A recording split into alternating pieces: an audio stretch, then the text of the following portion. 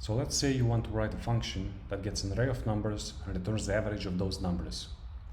We have a simple helper function that sums the numbers in the array, here. At the bottom you can see that we have several test cases, which we didn't predict. If we run the file, we'll get a runtime error because we can't iterate over null. Let's try that.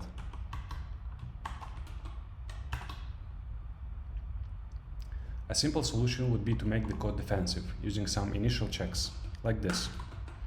We can check if nums exists. And if it doesn't, we can return 0.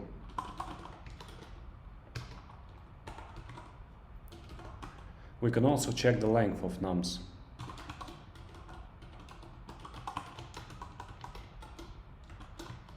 And also return 0. And this will work.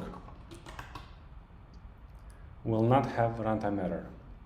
But what if we want to completely eliminate the possibility of bad input? The first step is to, of course, set the strict mode to true in tsconfig.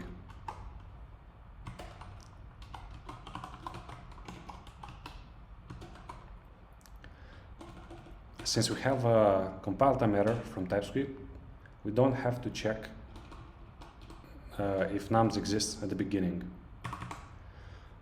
But what about this line that checks whether the array is empty? TypeScript has the concept of Variadic tuples, and it's written like this.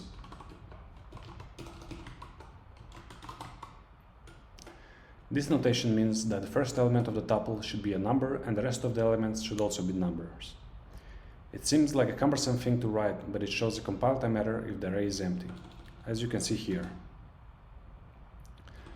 So now we don't need this check. We can save this Variadic tuple into its own type.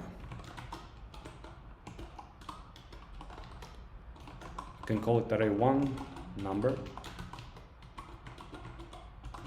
Used like so. We can also make this type generic by replacing number with a t.